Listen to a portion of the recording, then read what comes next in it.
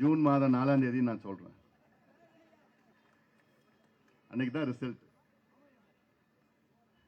நடைபெறுகின்ற மக்களவை தேர்தலில் தேசிய ஜனநாயக கூட்டணியின் கடலூர் நாடாளுமன்ற தொகுதி பாட்டாளி மக்கள் கட்சியின் வெற்றி வேட்பாளர் இதோ இரு கரங்களை கூப்பி உங்களுக்கு சேவை செய்ய எனக்கு ஒரு வாய்ப்பு தாருங்கள், நான் இந்த மண்ணுக்கு சொந்தக்காரன், இந்த மண்ணையும் மக்களையும் நிச்சயமாக நான் காப்பாற்றுவேன், மக்களை நான் நிச்சயமாக முன்னேற்றுவேன், இவ்வளவு காலமாக என்னுடைய எழுத்து மூலமாக என்னுடைய திரைப்படங்கள் மூலமாக உங்களுக்கு நான் செய்தி சொல்லியிருக்கின்றேன். இப்பொழுது களத்தில் நேரடியாக நின்று உங்களுக்கு ஒரு மாற்றம் வர வேண்டும் என்ற நோக்கத்தில் நான் போட்டியிடுகின்றேன் என்று இதோ நிற்கின்ற நம்முடைய தங்கர் பச்சான். யாருடைய தங்கர் பச்சான்? நம்முடைய தங்கர் பச்சான் அவர்களை நீங்கள் எல்லோரும் ஆதரவளித்து மாம்பழம் சின்னத்தில் வாக்களித்து அவரை வெற்றி பெற செய்யுமாறு உங்கள் எல்லோரையும் பணியோடு பாசத்தோடு உரிமையோடு கேட்டுக் கொள்கின்றேன். இங்கு தங்கர் பச்சான் அவர்கள் வெற்றி பெற்றால் டெல்லியிலே நம்முடைய பிரதமர் அவர்கள் 3வது முறையாக பிரதமராக வெற்றி பெறுவார்கள். இன்று தங்கர் பச்சான் அவர்கள் இங்கு வெற்றி பெற்றால் ஒட்டுமொத்த கடலூர் மாவட்டம் வளம் பெறும், வளர்ச்சி பெறும். மேடையில் இந்த தேர்தல் பிரச்சார கூட்டத்திற்கு வருகை தந்து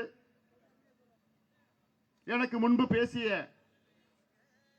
தமிழ் மாநில காங்கிரஸ் கட்சியின் மரியாதைக்குரிய முன்னாள் நாடாளுமன்ற உறுப்பினர் திரு PRS வெங்கடேசன் அவர்களும், நெடுஞ்செழியன் அவர்களும், ஞானச்சந்திரன் அவர்களும், ரகுபதி அவர்களும், தங்கவேல் அவர்களும், பாரதிய ஜனதா கட்சியின் மணிகண்டன் அவர்கள், சாய் சுரேஷ் அவர்கள், அமமுகவின் ராதாகிருஷ்ணன் அவர்கள், முருகன் அவர்கள், RV சிவகுமார் அவர்கள், அன்வர் பாஷா அவர்கள், சக்திவேல் அவர்கள், கணேசன் அவர்கள், புதிய நீதி கட்சியின் வீரமணி அவர்கள், இந்து மக்கள் கட்சியின் ஜம்பலிங்கம் அவர்கள், காமராஜ் மக்கள் கட்சியின் ஜெயகாந்தம் அவர்கள், நம்முடைய பாட்டாளி மக்கள் கட்சியின் விருதை வள்ளல் 5 ஆண்டுகளுக்கு முன்பு இதே மேடையில் உங்கள் முன் நின்று கொண்டு எனக்கு ஒரு வாய்ப்பு தாருங்கள் என்று சொன்னவர், படித்தவர், ஒரு மருத்துவர், விருதை வள்ளல். வள்ளல் என்றால் அவருடைய பணத்தையும் சொத்தையும் உங்களுக்கு கொடுத்தவர். அப்படிப்பட்ட ஒரு நேர்மையான வேட்பாளரை நீங்கள் தேர்வு செய்யவில்லை. நம்முடைய மருத்துவர் RG அவர்களே, இந்த தேர்தல் கூட்டத்தை மிக சிறப்பாக நடத்தி கொண்டிருக்கின்ற பாட்டாளி மக்கள் கட்சியின் மாவட்ட செயலாளர் தம்பி சன் முத்துகிருஷ்ணன் அவர்களே, ஒருங்கிணைப்பாளர் ஆலயமணி அவர்களே, பழ தாமரைக்கண்ணன் அவர்களே, தட்சிணாமூர்த்தி அவர்களே, மாணவர் சங்கத்தின் தம்பி கோபிநாத் அவர்களே, போஸ் ராமச்சந்திரன் அவர்களே, PRP வெங்கடேசன் அவர்களே, சந்திரசேகரன் அவர்களே, ரமேஷ் அவர்களே, நிறைய இருக்கிறாங்க. மேடையில் இருக்கின்ற அனைத்து நம் கூட்டணி கட்சி நிர்வாகிகளே, இங்கே வெற்றி நிச்சயம் என்ற முழக்கத்தோடு வருகை தந்திருக்கின்ற என் தம்பிகளே, என் தங்கைகளே, என் சகோதரிகளே, தாய்மார்களே, பெரியோர்கள், தாய்மார்கள், அனைத்து கூட்டணி கட்சியின் தொண்டர்களே, ஊடக நண்பர்களே, உங்கள் அனைவருக்கும் இந்த அன்புமணி ராமதாசின் பணிவான வணக்கங்கள்.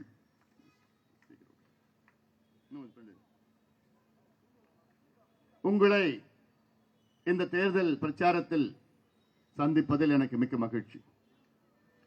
அதிலும் நம்முடைய தங்கர் பச்சான் அவர்களை உங்களுக்கு அறிமுகம் செய்வதில் எனக்கு இரட்டிப்பு மகிழ்ச்சி.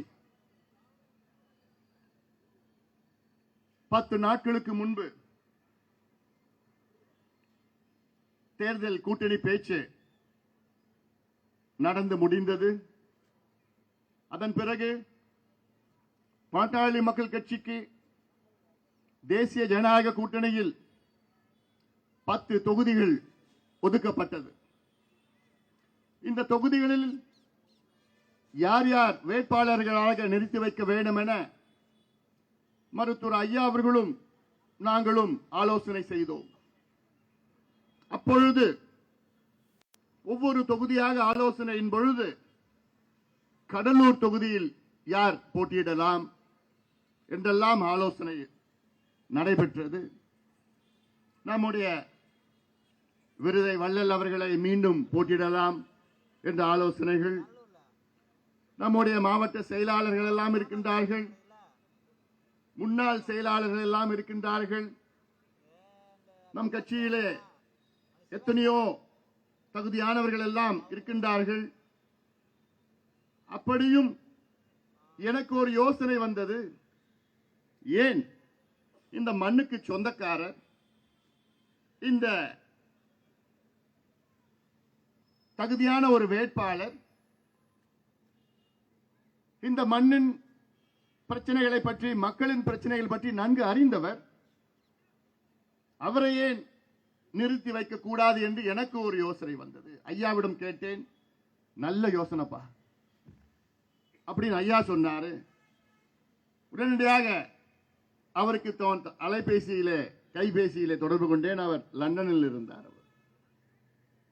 நான் ஒரே ஒரு கேட்டேன், ஏங்க உலகாலமா உங்க எழுத்து மூலமாக, உங்க திரைப்படம் மூலமாக, எத்தனையோ காணொளி மூலமாக, வலைத்தளங்களில் நீங்கள் உங்களுடைய பதிவுகள் எல்லாம் போடுறீங்க, தைரியமாக நீங்க கருத்துக்கள் சொல்கிறீர்களே, நேரடியாக களத்திலே இறங்கி மக்களை சந்தித்து மக்களின் பிரச்சனைகளுக்கு தீர்வு காண பாட்டாளி மக்கள் கட்சியின் வேட்பாளராக நீங்கள் நிற்கிறீர்களா என்ற கேள்வி கேட்டேன். நான் கேட்டது நியாயம் தானே, சரியான கேள்வி தானே அது. அவர் ஒரு சில நொடிகளில் சிந்தித்து, நீங்க என்ன சொன்னாலும் நல்லதுக்கு தான் நீங்க சொல்லுவீங்க, நீங்க சொன்னா நிச்சயமாக நான் நிற்கின்றேன்.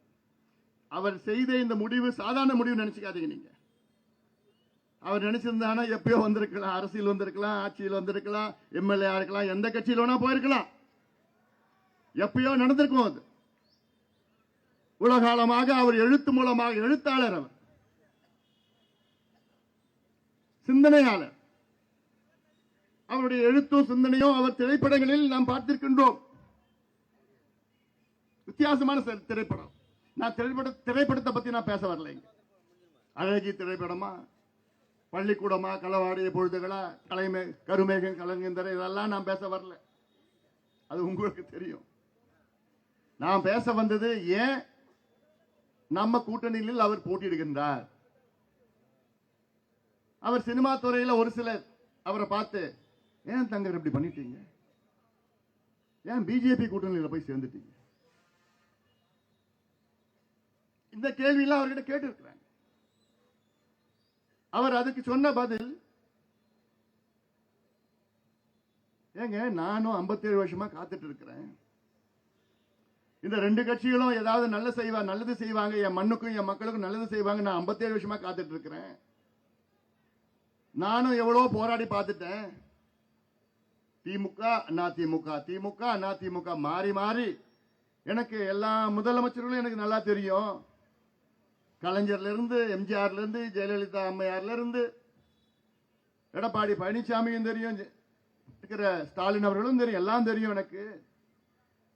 ஆனா இவங்க இவ்வளவு பேர் இருந்தோம், எனக்கு தெரிஞ்சோம், என் மண்ணுக்கும் என் மக்களுக்கும் இதுவரைக்கும் ஒன்னும் செய்யலையே, மாறாக என் மண்ணையும் மக்களையும் நாசப்படுத்திட்டு இருக்கிறாங்களே, அவங்களை இனி நம்பி பிரயோஜனம் கிடையாது.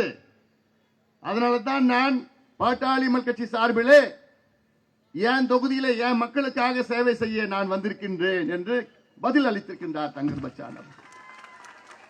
சரியான பதில் தானே அது? நியாயமான பதில் தானே அது? அதுதான் எனக்கு அவரிடம் ரொம்ப பிடித்தது. நேர்மையானவர், நியாயமானவர். அவர் மனதிலே பட்டதை பேசிடுவார். அது நானா இருந்தாலும் சரி, யாரை பத்தியும் கவலைப்பட மாட்டார்.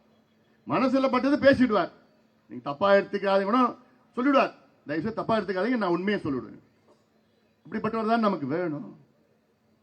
அப்படிப்பட்டவர் தான் டெல்லியிலே போய் அங்க சண்டை போடுவார்.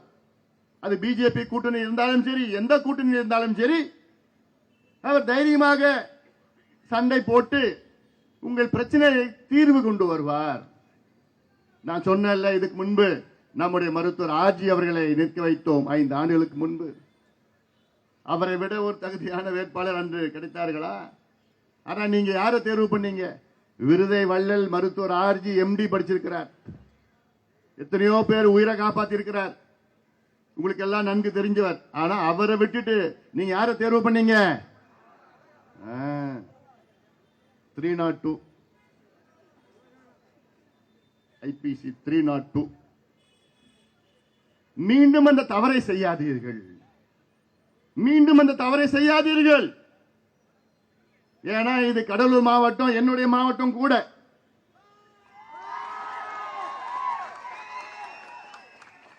தென்னார்காடு மாவட்டம்.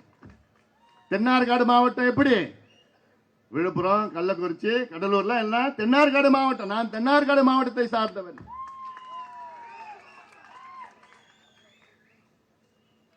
என்னை பத்தி உங்களுக்கு நல்லா தெரியும். முதல் இந்த மண்ணில் எப்ப தெரியுமா நான் பேசினேன்? யாராவது சொல்லுங்க பார்க்கலாம். எப்ப சார்? தாமரை சொல்லு. ஞாபகம் வச்சிருக்க போல 25 ஆண்டுகளுக்கு முன்பு இங்கே கடலூர் டவுன் ஹாலிலே அப்பொழுதுதான் முதலில் நான் பேசினேன். எதுக்கு தெரியுமா பேசுறேன்? நானு இந்த சிப்காட் ரசாயன கழிவுகளால் இந்த பகுதி பாதிக்கப்பட்டிருக்கிறது.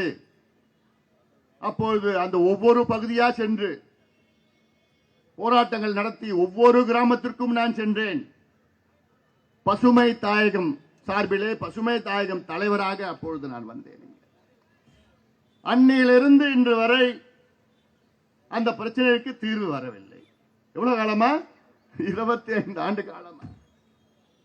இந்த 25 ஆண்டு காலத்தில் மாறி மாறி திமுக அண்ணா திமுக, திமுக அண்ணா திமுக, திமுக அண்ணா திமுக எத்தனையோ போராட்டங்கள் நடத்தி பார்த்துட்டோம். ஆர்ப்பாட்டங்கள், போராட்டங்கள், மனித சங்கிலியின் நடைபயணம், வழக்குகள், நீதிமன்றத்தில் கேஸ் போட்டோம். ஒண்ணுமே நடக்கலையே. இந்த கடலூர் சிப்காட் ரசாயன சிப்காட் தொழிற்சாலைகளால் இந்த பகுதி எப்படி தெரியுமா இருக்கு? டயாக்சின் என்னன்னு தெரியுமா உங்களுக்கு? டயாக்சின் என்றால் ஒரு நச்சு வேதிப்பொருள். அந்த பொருள் நம்ம சுவாசிச்சோம்னா, அந்த பொருள் தண்ணியில குடிச்சோம்னா நமக்கு கேன்சர் வரும். அப்படிப்பட்ட பொருள் தான் 25-30 ஆண்டு காலமாக இந்த தொழிற்சாலையில் இருந்து வெளியேறுகிறது. காற்று மூலமாக, நீர் மூலமாக, மண் மூலமாக. இங்க மட்டும் இல்ல, கடலுக்கும் அதுதான் போகுது. கடல் இருக்கிற மீனும் அதுதான் சாப்பிடுது. ஆனால் அதை பற்றி இவ்வளோ இந்த மாவட்டத்திற்கு அமைச்சர்கள் வந்தார்களே, அமைச்சர்கள் எத்தனையோ அமைச்சர்கள் வந்தாங்களே, இந்த அமைச்சர்கள் மாறி மாறி வந்தாங்களே, அதற்கு விடிவு ஏதாவது இன்னைக்கு வரைக்கும் வந்திருக்கிறதா? இல்ல. அந்த ஆதங்கம் தான் எனக்கு இருக்கிற ஆதங்கம் தங்கர் பச்சானுக்கு இருக்கு. இன்னைக்கு ஆய்வுகள் என்ன சொல்லுது தெரியுமா? ஒரு சில ஆண்டுகளுக்கு முன்பு அந்த பகுதியை சார்ந்த இளநீர்ல எது தென்னை மரத்தில் இளநீர்ல டயாக்சின் இருந்தது. இளநீர் டெஸ்ட் பண்ணாங்க, அதுல டயாக்சின் இருந்தது, டெஸ்ட் பண்ணி பார்த்தாங்க. அதன் பிறகு அடுத்த கட்டத்தில் தாய்ப்பால்ல டயாக்சின் இருக்குதான். நினைச்சு பாருங்க. தாய்ப்பால்ல கடலூர் நகரம் சுத்தி உள்ள மக்களுடைய தாய்மார்கள் கொடுக்கின்ற தாய்ப்பால்ல டயாக்சின் இருக்கிறது. அந்த டயாக்சினை குழந்தை குடிச்சா என்ன ஆகும்? குழந்தைக்கு சிறு வயதிலே புற்றுநோய் வரும், தாய்க்கும் புற்றுநோய் வரும். இவ்வளோ பிரச்சனைகள் இருந்தோம். இத பத்தி இந்த திமுக திமுக ஏதாவது ஒரு வார்த்தை பேசியிருக்கிறாங்களா? தொழிற்சாலையில போய் காசு தான் கொள்ளடிச்சிட்டு வருவாங்க. ஆனா உங்களுக்காக ஏதாவது போராட்டம் நடத்தி இருக்கிறாங்களா? இதற்கு முன்பு அந்த கடலூர் சிதம்பரம் ரோட்ல போக முடியாது, நாத்தடிக்கும். ஞாபகம் இருக்கா உங்களுக்குலாம்? இங்க போனாலே தூங்கிட்டு இருந்தா எழுந்து பார்த்தா நாத்த வந்து ஐயோ சிப்காட்டான்னு கேட்போம். இந்த நம்ம ஆம்புலன்ஸ் 108 ஆம்புலன்ஸ் போது பாரு.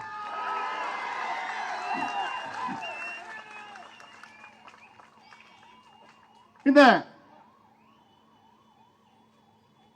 சிப்காட் நம்ம போராடி பாட்டாளி மக்கள் கட்சி போராட்டத்துக்கு பிறகுதான் பிறகு வரைவுரைகள் எல்லாம் கொண்டு வந்து இந்த நாத்தம் நிறுத்த வைக்கப்பட்டது. பாட்டாளி மக்கள் கட்சியில இன்னைக்கு வரையும் நாத்தம் வந்திருக்கும். அந்த பக்கம் கேஸ் போட்டோம், சுப்ரீம் கோர்ட் வரைக்கும் போட்டோம். நம்ம இதெல்லாம் நினைச்சு பாருங்க. நீங்க கடலூர் வாழ்கின்ற மக்களே என்கிட்ட வரத்துக்கு முன்னாடி சொன்னாங்க, கடலூர் நகரத்துல 1 லட்சம் ஓட்டு இருக்குது. அவங்க யோசிப்பாங்க, என்ன யோசிக்க போறீங்க நீங்க தெரியல. கொள்ளக்காரங்களையும் கொண்டு வர போறீங்களா மறுபடியும்? நல்லவர்களை கொண்டு வாருங்கள். என்னை பொறுத்த வரைக்கும் தங்கர் பச்சான் அவர்கள் ஒரு நடுநிலையாளர், பொது வேட்பாளரா நீங்க பாருங்க. பாட்டாளி மக்கள் கட்சி வேட்பாளரும் பார்க்க வேண்டாம், ஒரு பொது வேட்பாளரா நீங்க பாருங்க. ஜாதி மதம் இனம் மொழி எல்லாத்தையும் கடந்து, கட்சிகள்லாம் கடந்து ஒரு பொது வேட்பாளர், கடலூர் தொகுதியில் உள்ள பொது வேட்பாளர் தங்கர் பச்சான் அவர்கள். அவர் உங்களுக்கு பாட்டாளி மகிழ்ச்சி வேட்பாளர் தான் உங்களுக்கு அப்படி கொஞ்சம் சிலுக்குது. சரி, பொது வேட்பாளரை பார்த்துங்க. ஏன்னா அவர் எல்லாத்துக்கும் தான் சொந்தக்காரர், இந்த மாவட்டத்தினுடைய சொந்தக்காரர். இந்த மாவட்டத்தில் சரி நான் கேட்கிறேன், கடலூர் மாவட்டம்னு இது வரைக்கும் யாராவது சினிமாவில் எடுத்திருக்காங்களா? சரி, இந்திய திரைப்படம் 100 ஆண்டுகள் பழமையானது திரைப்படம். இந்த 100 வருஷத்துல கடலூர் மாவட்டம் அப்படின்னு ஏதாவது ஒரு சினிமாவில் வந்திருக்காம? நீங்க பார்த்திருக்கீங்களா, கேள்விப்பட்டிருக்கீங்களா? சினிமாவில் என்னென்ன வரும்? தென்பாண்டி சீமையில மதுரை வரும், கொங்கு பகுதி வரும், சென்னையில சென்னை பாஷை வரும், மற்ற எல்லா பகுதியிலும் வரும். ஆனா தங்கர் பச்சான் அவர்கள் தான் தைரியமாக கடலூர் பத்தி, கடலூர் மண்ணை பத்தி, கடலூர் வாழ்வியலை பத்தி, கடலூர் மக்களுடைய வாழ்வியலை பத்தி தைரியமாக திரைப்படங்களில் கொண்டு வந்து இன்னைக்கு கடலூர்னா உலகம் முழுவதும் தெரியறதற்கு காரணம் நம்ம தங்கர் பச்சான். நம்ம தங்கர் பச்சான், உங்க தங்கர் பச்சான். இதெல்லாம் உங்களுக்கு எவ்வளவு பெருமையா நீங்க பார்க்கணும் அவரை. அது நீங்க பெருமைப்படணும். உங்களுக்கு நாங்க இந்த வாய்ப்பை தரணும், இந்த வாய்ப்பை நீங்க பயன்படுத்திக்கங்க. அவரை விட்டுட்டு வேற யாராவது வேட்பாளரை தேர்வு பண்ணீங்கன்னா நாசமா போயிடும். நான் உண்மையா நான் உணர்ந்து சொல்றேன். நான் உங்களை சொல்ல, இந்த மாவட்டம். ஏன்னா நான் 3 ஆண்டு காலம் நான் இந்த மாவட்டத்துக்கு எங்க ஐயா 30 ஆண்டு காலம் வந்து போராட்டம் செஞ்சு ஆர்ப்பாட்டம் செஞ்சுட்டு இருக்கிறார். எங்களுக்கு தெரியும் எவ்வளவு வலிக்குது, எங்களுக்கு தெரியும், எனக்கு தெரியும் வலிக்குது. இந்த 3 ஆண்டு காலமாக ஒவ்வொரு மாதமும் நாங்க வந்துட்டு இருக்கிறேன், இந்த மண்ணுக்கு வந்துட்டு இருக்கிறேன். இது தேர்தலுக்காக, ஓட்டுக்காக, அரசியலுக்காக நான் வரல. நான் உங்களை காப்பாற்றணும், உங்க பிள்ளைகளை காப்பாற்றணும், உங்க வருங்கால சந்ததியினரை காப்பாற்றணும். அதான் என்னுடைய வேலையா நான் பார்க்கிறேன், என்னோட கடமையா நான் பார்க்கிறேன். அழிச்சிட்டு இருக்கிறாங்க இந்த மண்ணை. ஒரு பக்கம் சிப்காட் அடிச்சு முடிச்சுட்டாங்க. சொன்ன தாய்ப்பால்ல டயாக்சின் வருதுன்னா இது சாதாரண செய்தி. அதெல்லாம் இந்த செய்தி உங்களுக்கு யாருக்காவது தெரியுமா? சொல்ல மாட்டானுங்க. சொன்னா நீங்க தொடப்பக்கட்டையால அடிப்பீங்க அவங்கள. சொல்ல மாட்டானுங்க. எங்க நீங்க அடிக்க போறீங்க? எனக்கு கோபம் வருது, உங்களுக்கு வருதா இல்லைன்னு தெரியல எனக்கு. சரி, இது தேர்தல் கூட்டம், நான் வேற கொஞ்சம் எமோஷனல் ஆகக்கூடாது. பொதுவாக நீங்க தான் எமோஷனல் ஆவீங்க. இந்த மாவட்டத்தில் நம்முடைய மீனவர்கள் நண்பர்கள் எல்லாம் இங்கே அதிக அளவில் இருக்கின்றார்கள். அவர்களும் ஆண்டுதோறும் பிரச்சனை, அதே வாக்குறுதி, ஆனா ஒண்ணு நடக்காது. தங்கர் பச்சான் அவர்கள் மீனவர் சமுதாயத்தை சார்ந்த பிரச்சனைகள் நன்கு அறிந்தவர். அவருடைய நெருங்கிய நண்பர்கள் எல்லாம் யாரு? நிறைய பேர் மீனவர் சமுதாயத்தை சார்ந்தவர், நெருங்கிய நண்பர்கள். அவருடைய திரைப்படங்களில் எத்தனையோ பிரச்சனை கொண்டு வந்திருக்கிறார். மீண்டும் மீண்டும் சொல்றதுன்னா என்ன, அவர் பார்த்து பார்த்து பொறுத்து பொறுத்து பார்த்தார். எழுத்து மூலமா பார்த்தார், முயற்சி பண்ணி பார்த்தார், சினிமா மூலமா எடுத்து பார்த்தார், ஒன்றும் நடக்கல. பிறகு அவர் களத்தில் இறங்கி, சரி நானே பார்க்கிறேன், அவருக்கு ஒரு வாய்ப்பு நீங்க கொடுக்கணும். என்எல்சி சம்பந்தமான பிரச்சனை, நெய்வேலி லிக்னைட் கார்பரேஷன் 66 ஆண்டு காலம் இந்த நிலக்கரி சுரங்கம் இந்த மாவட்டத்தை நாசம் செய்து கொண்டிருக்கிறது. நான் உலகம் முழுவதும் சென்றவன், உலகத்தில் உள்ள முன்னேற்றங்கள் எல்லாம் எனக்கு நன்றாக தெரியும். உங்களுக்கு எது நல்லது கெட்டது என்று எனக்கு நன்றாக தெரியும். ஐயா அவர்கள் எங்களை நேர்மையான முறையிலே, நீங்கள் என்று சொன்னால் எங்கள் பாட்டாளி கட்சியை நேர்மையான முறையிலே நடத்துகின்றார்கள். நியாயமான போராட்டங்கள் நடத்த வேண்டும் என்று, மக்கள் பிரச்சனை என்று எங்கேயாவது இருந்தால் உடனடியாக எங்கே போராடுவோம். இந்த என்எல்சி 66 ஆண்டு காலம் செயல்பட்டு 40,000 ஏக்கர் விளைநிலங்களை அழித்து இன்னும் 60,000 ஏக்கர் வேண்டும் என்று துடித்துக் கொண்டிருக்கின்றார்கள். அதற்கு எத்தனை போராட்டங்கள் நாங்கள் செய்தோம். அந்த காலத்தில் போராட்டம் செய்த காரணம், என்எல்சியில் நிலம் கொடுத்தவருக்கு வேலை வேண்டும், நிலம் கொடுத்தவருக்கு இழப்பீடு கூடுதலாக வேண்டும் என்று. அதையெல்லாம் 66 ஆண்டு காலத்துக்கு பிறகு இப்போ கொஞ்சம் கொண்டு வந்துட்டு இருக்காங்க. இவ்வளவு காலமா என்னையா பண்ண நீ? நாங்க களத்தில் இறங்கி போராட்டத்துக்கு பிறகுதான் இப்ப நீங்க அதெல்லாம் கொண்டு வரீங்க, செய்யறீங்க. நீங்க அது செய்யறதுன்னா என்ன, சும்மா பிச்சை போடுறான் அவன். அதெல்லாம் நம்பாதீங்க, நீங்களா நம்ப வேண்டாம். ஏன்னா அதை பத்தி, என்எல்சி பத்தி நான் நிறைய 1 மணி நேரம் பேசணும். நான் அது நிறைய உங்களுக்கு தெரியும். இங்க கூட்டம் போட்டேன், எல்லாத்துலயும் கூட்டம் போட்டு போராட்டம் எல்லாம் நடத்திட்டு, பூட்டு போடுற போராட்டம் எல்லாத்தையும் நடத்திட்டு போயிட்டோம் அதெல்லாம். ஆனாலும் நான் உங்ககிட்ட சொல்றது எல்லாம், என்எல்சியோட தேவைகள் பூர்த்தி செய்யப்பட்டிருக்கிறது. என்எல்சி மொத்தம் உற்பத்தி 2,900 மெகாவாட். தமிழ்நாட்டினுடைய மொத்த உற்பத்தி தனியார் அரசு சேர்ந்து 36,000 மெகாவாட். தமிழ்நாட்டு மக்களுடைய தேவைகள் 18,000 மெகாவாட். என்எல்சியோட உற்பத்தி 2,800 மெகாவாட். இங்க நெய்வேலியில், திருநெல்வேலியில் ஒன்று வச்சிருக்கிறாங்க, அங்க ஏதோ 2,000 மெகாவாட். இங்க இருக்கிற உற்பத்தியில தமிழ்நாடு கொஞ்சம் கொடுக்கறான், தெலுங்கானா கொடுக்கறான், ஆந்திரா கொடுக்கறான், கர்நாடகா கொடுக்கறான், கேரளா கொடுக்கறான். ஆனா மண் யாருடைய மண் எடுக்கிறான்? நம்ம மண் எடுக்கிறான். அந்த மண்ணில் என்ன விளையுது? சோரியா, சோறு. கடந்த ஆண்டு பார்த்தோம்ல, அந்த புல்டோசர் வச்சு அந்த நெல்லை அப்படியே அழிச்சு தரமட்டமாக்க. நான் ஏதாவது காட்சிகள்லாம் பார்த்து எனக்கு தூக்கம் வரல. உங்களுக்கு தூக்கம் வந்ததா எனக்கு தெரியல. எனக்கு தூக்கம் வரல. சென்னை உயர் நீதிமன்ற நீதிபதிக்கு தூக்கம் வரல. மனசாட்சி இல்லை அவனுக்குலாம். உடனே அதுக்கு ஒரு எதிர்வாதம். அங்க நிறைய பேர் வேலை செய்யறாங்க. எவ்வளவு பேர் வேலை செய்யறாங்க? நிரந்தர வேலை எத்தனை பேர் கொடுக்கறாங்க? ஒரு 9,000 பேர் இருப்பாங்க நிரந்தர வேலை. 6,000 பேர் நிரந்தர வேலை, 6,000 பேர். தற்காலிக வேலை ஒரு 13,000 பேர் இருப்பாங்க.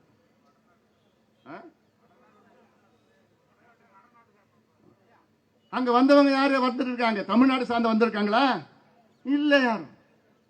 அங்க இப்ப பீகார், சத்தீஸ்கர், பஞ்சாப், ஹரியானா இந்த மாநிலத்தில் வந்திருக்கிறாங்க. சரி, அதை விட்டுடுங்க, வேற. இப்போ நம்முடைய மண்ணை அழிச்சு நம்முடைய மக்களை விரட்டி, நம்ம மக்கள் அடையாளங்கள்லாம் என்ன? மக்களுடைய அடையாளம் எங்க? அந்த கிராமத்தில் அவங்க வாழ்ந்த மண், அவங்க முப்பாட்டம், பாட்டம், பூட்டம், அவங்க கோவில், சமாதி எல்லாம், பள்ளிக்கூடம் எல்லாம் அங்கதான் இருக்கு. அதெல்லாம் அழிச்சு அழிச்சு என்ன எதுக்கு? மின்சாரம் தயாரிக்கிறானா. அதுவும் பொல்யூட்டட் கரண்ட், மாசுபட்ட ஒரு மின்சாரம். இப்ப உலகம் முழுவதும் புதுப்பிக்க வல்ல எரிசக்தி மாத்திட்டு இருக்காங்க, ரினியூவல் எனர்ஜி மாத்திட்டு இருக்காங்க. உலகம் முழுவதும் போயிட்டு இருக்கு, மாத்திட்டு. ஆனா இங்கவன் எனக்கு இப்படிதான் இருப்பேன், இப்படிதான் மாத்திக்க மாட்டேன். சரி, நான் ஒரு யோசனை கொடுக்குறேன். 20,000 பேர் வேலை செய்யறீங்கன்னு சொல்றாங்க. இப்ப என்எல்சியில அங்க அழிச்சது 40,000 ஏக்கர் அழிச்சுட்டான். அங்க 40 ஏக்கர்ல இன்னைக்கு புல்லு பூண்டு வராது, அதுல அழிச்சு முடிச்சுட்டான். இப்போ நான் ஒரு யோசனை கொடுக்கிறேன். அந்த 40,000 ஏக்கர்ல நீங்க சூரிய ஒளி மூலமாக மின்சாரம் தயாரிங்க, சோலார் பிளான்ட் அங்க அமைக்குங்க. அந்த 40,000 ஏக்கர்ல எத்தனை சோலார் பிளான்ட் அமைக்கலாங்க. எத்தனை மெகாவாட் தெரியுமா? 15,000 மெகாவாட். இந்த 40,000 ஏக்கர்ல 15,000 மெகாவாட் சோலார் பிளான்ட் அங்க அமைக்கலாம். இன்னைக்கு அமைக்கலாம். இதே 20,000 பேர் அங்க வேலை செய்யலாம். ஒரு பிடி மண்ணு கூட தேவைப்படாது. இப்ப உற்பத்தி செய்கின்ற மின்சாரத்தை விட 5 மடங்கு அதிக மின்சாரம் இன்னைக்கு தயாரிக்கலாம். நான் சொல்ற யோசனை நியாயமான யோசனை தானே? இது ஏன் செய்யக்கூடாது? ஏன் செய்யக்கூடாது? செய்வாங்களா? ஏன்னா திமுக அரசும் என்எல்சிக்கும் என்ன சம்பந்தம்னு தெரியல. இங்க இருக்கிற அமைச்சருக்கும் என்எல்சிக்கும் என்ன சம்பந்தம்னு உங்களுக்கு தெரியும்.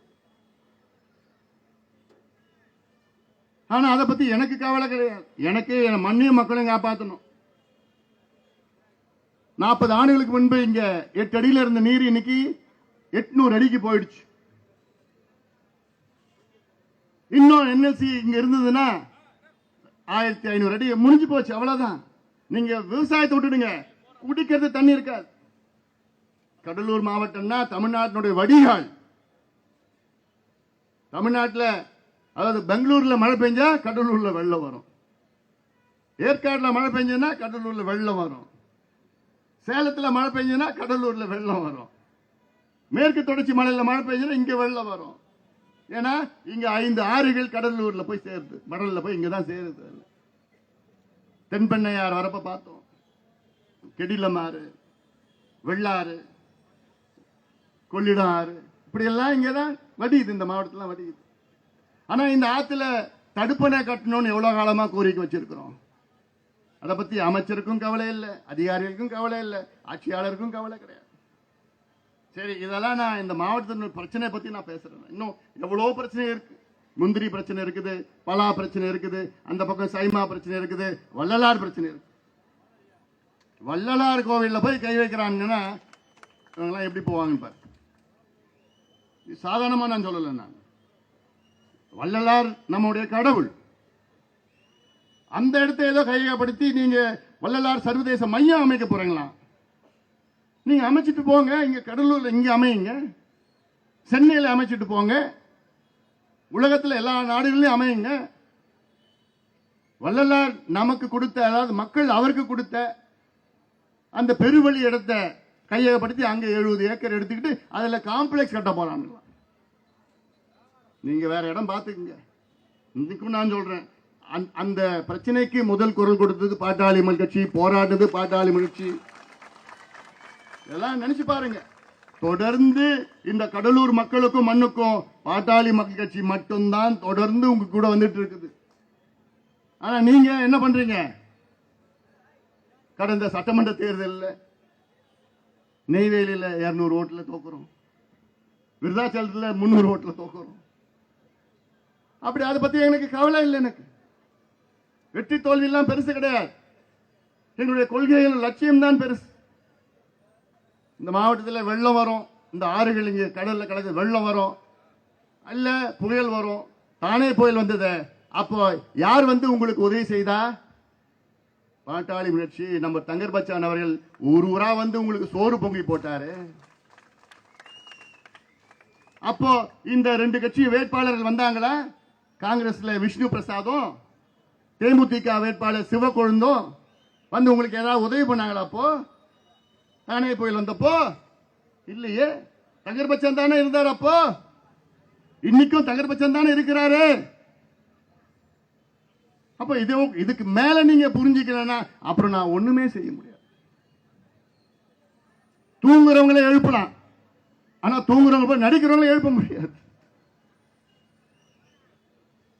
நீங்க தூங்குறீங்களா? தூங்குற மாதிரி நடிக்கிறீங்களா? அதுவும் குறிப்பாக நான் கடலூர் நகர மக்களை நான் கேட்கின்றேன். எனக்கு ஆசை என்ன? இந்த போக்குவரத்து நெரிசல் இருக்கு. எனக்கு நான் திட்டம், நான் தமிழ்நாட்டில் ஆட்சியில் இருந்தால் நான் என்ன பண்ணுவேன் தெரியுமா? மரக்காணத்துக்கும் பாண்டிச்சேரி நடுவில் கோட்டக்குப்பம் இருக்கு. அந்த கோட்டக்குப்பத்தில் இருந்து ஒரு பைபாஸ் நான் அமைப்பேன், 6 வழி சாலை. அங்கிருந்து வெளியில மேற்கு வந்து அப்படியே பாண்டிச்சேரி வெளியில அப்படியே வந்து அரியாங்குப்பத்துக்கும் பாகூருக்கு நடுவில் போய் இந்த சாலையில இணைப்பேன். அதே போன்று அங்கிருந்து வந்து நேரா கடலூருக்கு வந்து தென்பெண்ணையாறு வருது இல்ல, தென்பெண்ணையாறுல இருந்து இன்னொரு பைபாஸ் ஒன்று அமைச்சு நம்ம வடலூர் ரோடு வருது இல்ல, அங்க இருந்து ஓல்டு கடலூர் ஓல்டு டவுன் பக்கத்தில் ஓட்டி பக்கத்தில் அந்த வடலூர் ரோட்ல அமைச்சு சிதம்பரம் ரோட்ல போய் இணைப்பேன்.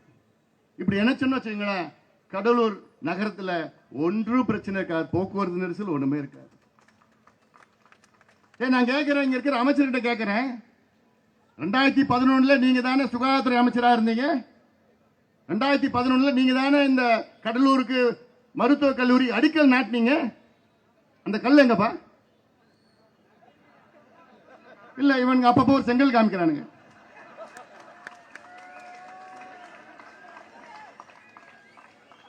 அந்த கல்லை தேடி கண்டுபிடிச்சு கொடுக்க பாருங்க. திருடு போச்சா? அது அவங்களுடைய இது.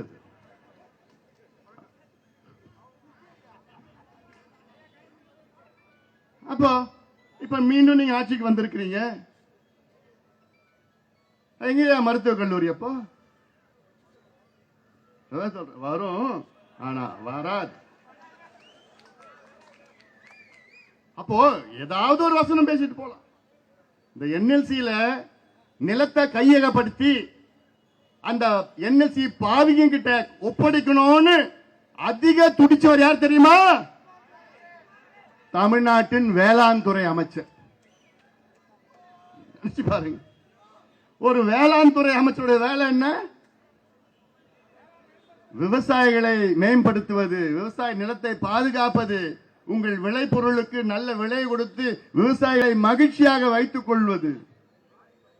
ஆனா அதெல்லாம் ஒண்ணுமே செய்யாம என்எல்சி கிட்ட நம்ம நிலத்தை, நம்ம பாட்டம் பூட்டன் நமக்கு சோறு போட்ட அந்த நிலத்தை கையப்படுத்தி மிரட்டி உருட்டி போலீஸ வச்சு உருட்டி புட்டிங்கி எடுத்து என்எல்சி காரன் கொடுத்து அவன் அந்த நிலத்துல இருக்கிற நிலக்கரி எடுத்துக்கிட்டு அதை எரிச்சு எல்லாத்துக்கும் கரண்ட் கொடுக்கறான், கொஞ்சோண்டு நம்ம பிசிறு கொடுக்கறான்.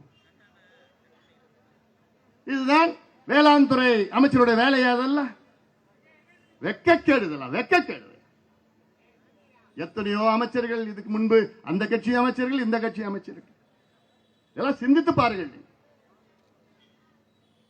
நான் சொல்லியிருக்கல, இந்த தொகுதியில் 3 வேட்பாளர்கள். ஒன்று நம்முடைய தங்கர் பச்சான் அவர்கள்,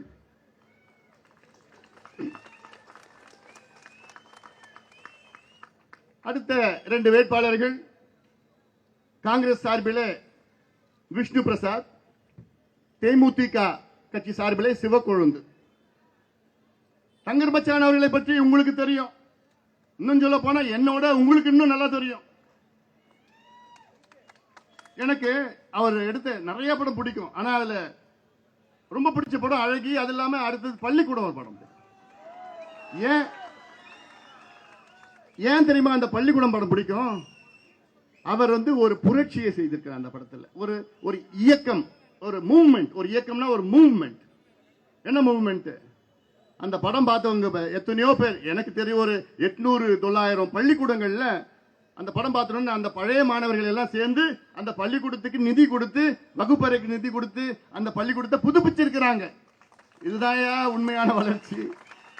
இதுதானையா வேணும் உங்களுக்கு? இப்படிப்பட்ட ஒரு வேட்பாளர் நிறுத்திட்டு இங்க நின்றுட்டு இருக்கிறார். அவரை விட்டுட்டு வேற யாராவது நீங்க ஓட்டு போடுவீங்களா? ஓட்டு போட மனசு வருமா உங்களுக்கு?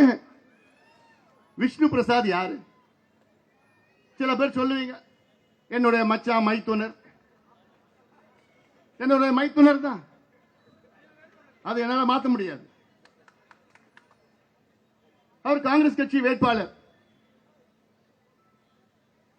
அவர் இதற்கு முன்பு செய்யார் சட்டமன்ற உறுப்பினராக பணியாற்றினார். அதற்கு இப்பொழுது ஆரணி நாடாளுமன்ற தொகுதியின் நாடாளுமன்ற உறுப்பினர். இப்போ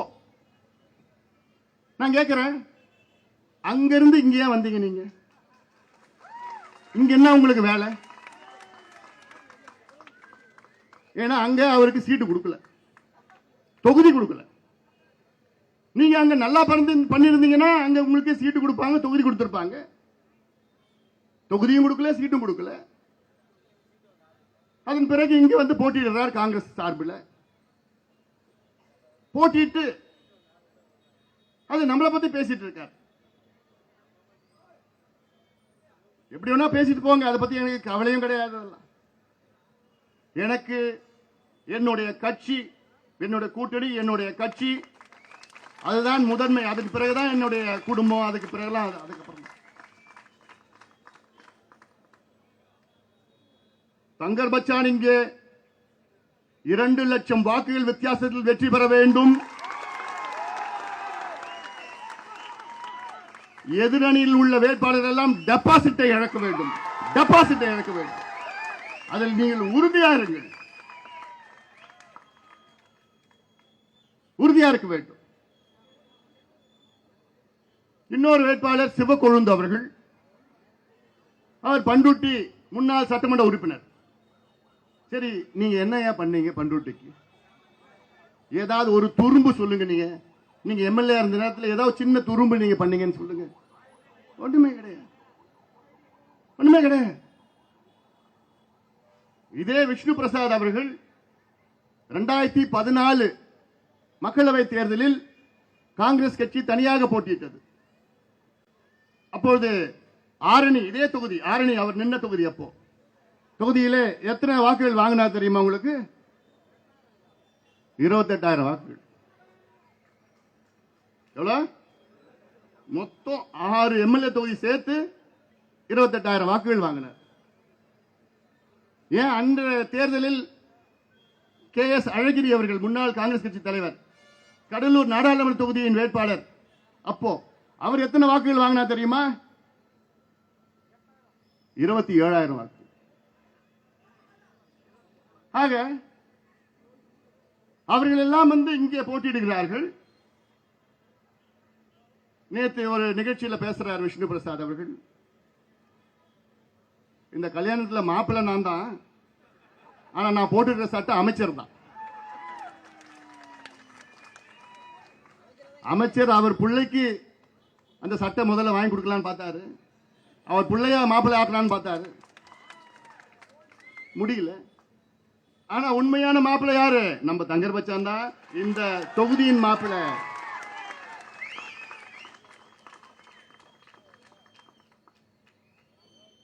விஷ்ணு பிரசாத் அவர்கள் கல்யாண மண்டபம் மாறி வந்துட்டார். ஆரணி கல்யாண மண்டபம் அங்க போயிருக்கணும், கடலூர் கல்யாண மண்டபத்துக்கு தப்பை தவறி மாறி வந்துட்டார் அவர். இங்க அவருக்கு வேலை இல்லை, இங்க வேலை இல்லை. அதனால அதெல்லாம் நீங்கள் தெரிந்து கொள்ளுங்கள், புரிந்து கொள்ளுங்கள். அதெல்லாம் அதே போன்று ஒரு தேர்தல் பிரச்சாரத்தில் நாகரிகமா பேச வேண்டும், யார் இருந்தாலும் சரி. நாங்க எங்க கட்சி, எங்க தொண்டர்களை டீசென்ட் அண்ட் டெவலப்மெண்ட் பாலிடிக்ஸ், அந்த நோக்கத்திலே தான் நாங்கள் வழி நடத்துகின்றோம். எங்களுடைய நோக்கம் ஒட்டுமொத்த வளர்ச்சி, ஹாலிஸ்டிக் growth, ஹாலிஸ்டிக் டெவலப்மெண்ட், அதான் எங்களோட நோக்கம். என் தம்பிகள்லாம் ரொம்ப பாசமா, அதாவது பாசக்கார பசங்க.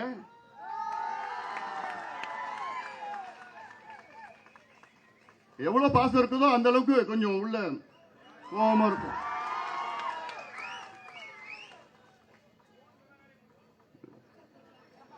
ஏண்டா நீ வேற, வஜ்ரா வண்டியே ரிவர்ஸ்ல போக வச்சானுங்க என் தம்பிங்க இந்த மண்ணில். ஆனாலும் நான் உங்களிடம் மீண்டும் மீண்டும் கேட்கின்றேன், நம்முடைய தங்கர் பச்சான் அவர்களை நீங்கள் தேர்வு செய்யுங்கள். நல்ல நேர்மையானவர், நல்ல ஒரு துடிதுடிப்பானவர். அவர் மனதிலே ஆழமாக சமூக நீதி என்ற ஆழமான கருத்து உணர்வு இருக்கிறது. சமூக நீதி என்று இருக்கிறது. வேற எந்த வேட்பாளர்கிட்டையும் அந்த சமூக நீதி அப்படிலாம் எதுவுமே கிடையாது. அதை நீங்கள் தெரிந்து கொள்ள வேண்டும், புரிந்து கொள்ள வேண்டும். மருத்துவர் ஐயா அவர்கள் அவரை நிறுத்தியிருக்கின்றார். மருத்துவர் ஐயா அவர்கள் அவருக்கு வாய்ப்பு கொடுத்திருக்கின்றார். மருத்துவர் ஐயா அவர்கள் இன்று 44 ஆண்டு காலம் உழைத்து சமூக நீதிக்காக, நீர் மேலாண்மைக்காக, கல்விக்காக, வேலை வாய்ப்புக்காக, எல்லாவற்றுக்கும் மேல் வேளாண்மைக்காக, விவசாயத்திற்காக உழைத்துக் கொண்டிருக்கின்ற மருத்துவர் ஐயா அவர்களை உங்களுடைய வேட்பாளரை நிறுத்தி வைத்திருக்கின்றார். தங்கர் பச்சான் பொது வேட்பாளர். இன்னும் எவ்வளவு அரசியல் பேச வேண்டியது எனக்கு ஆசையா இருக்கு. என்ன நான் அடுத்தது பண்ருட்டி போகணும், திட்டுக்குடி போகணும், முடிக்கணும். திமுக அண்ணா திமுக பத்தி இன்னும் பேசவே இல்லை. அது பேசணும்னா 1 மணி நேரம் ஆகும். ஏன்னா இப்போ அண்ணா திமுக எடப்பாடி பழனிசாமி அவர்கள் ஏதோ நம்ம துரோகம் பண்ணிட்டோம் அப்படின்லாம் சொல்லிட்டு வர்றார். நாங்க ஒன்றும் துரோகம் பண்ண மாட்டோமா? நாங்க மற்றவங்களை வாழ வைப்போம். எங்களுக்கு துரோகம்னா என்னன்னு தெரியாது. எங்களுக்கு உங்களை தான் ஒவ்வொரு முறையும் உங்க கட்சிக்கு நாங்கள் உயிர் கொடுத்தோம். ஒவ்வொரு முறையும் உயிர் கொடுத்தோம். 98 உயிர் கொடுத்தோம், 2001 உயிர் கொடுத்தோம், 2009 உயிர் கொடுத்தோம், 2019 எடப்பாடி பழனிசாமி அவர்களை 2 ஆண்டு காலம் முதலமைச்சராக தொடர வைத்தது பாட்டாளி மக்கள் கட்சி. நீங்க மறக்காதீங்க, நீங்க மறக்காதீங்க. நாங்க பத்திரம் கொடுத்துட்டோமோ, அதனால நாங்க வெளியில ஏறிட்டோமா? நாங்க என்ன எங்க கட்சி உங்களுக்கு தாரவாதத்தை கொடுத்துட்டோமா? பாண்டு பேப்பர் எழுதி கொடுத்துட்டோமா? எங்க கட்சியை தொடங்கினது ஐயா தொடங்கினது, எங்க கட்சியை நம்ம கட்சி தொடங்கினது காரணம் என்ன? பாட்டாளி கட்சி ஆட்சியில் வர வேண்டும், ஆள வேண்டும். திமுக அண்ணா திமுக மாறி மாறி ஆள வேண்டும்னு எங்களுக்கு எண்ணமும் கிடையாது, எங்களோட லட்சியமும் கிடையாது. உங்களுக்கு ஒவ்வொரு முறையும் உங்களுக்கு எங்களை தோல்ல சுமந்து தூக்கிட்டு போயிட்டு உங்களை முதலமைச்சர் ஆக்கிட்டு அதுக்கப்புறம் ஐயா எங்களுக்கு 10% போடுங்க ஐயா, ஐயா ஜாதிவாரி கணக்கெடுப்பு நடத்துங்க ஐயா, ஐயா இந்த மதுவை ஒழியுங்க ஐயா, ஐயா எங்க தடுப்பணைகளை கொஞ்சம் கட்டுங்க ஐயா, ஐயா விவசாயிகளுக்கு ஏதாவது கொஞ்சம் விலையை கொஞ்சம் ஏத்தி போடுங்க ஐயா, நெல்லுக்கு கொஞ்சம் விலை கொடுங்க ஐயா, கரும்புக்கு கொஞ்சம் விலை கொடுங்க ஐயா, இப்படின்னு ஒவ்வொரு முறையும் மாத்தி மாத்தி உங்ககிட்ட கெஞ்சிட்டு இருக்கிறோமே. போதுண்டா, கெஞ்சினது போதுண்டா. அதனால்தான் இந்த முடிவு எடுத்திருக்கிறோம். திமுக அண்ணா திமுக இரண்டும் வேண்டாம், ஒதுக்குங்க. 57 ஆண்டு காலம் இரு கட்சிகள் ஆட்சி செய்தது போதும், ஒரு மாற்றம் வர வேண்டும். அந்த மாற்றம் இந்த கடலூரில் தொடங்கட்டும். நம்முடைய அருமை சகோதரர் என்னுடைய அன்பு அண்ணன் தங்கர் பச்சான் மூலமாக தொடங்கட்டும்.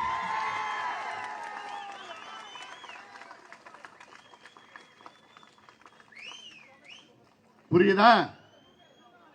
நிச்சயம் இன்னும் நிறைய செய்தி இப்ப இல்ல, அவருடைய வெற்றி விழாவுக்கு நான் வரேன். பெரிய மேடை போடுங்க, பெரிய மேடை போடுங்க. வந்து உறுதியாக வருவோம்.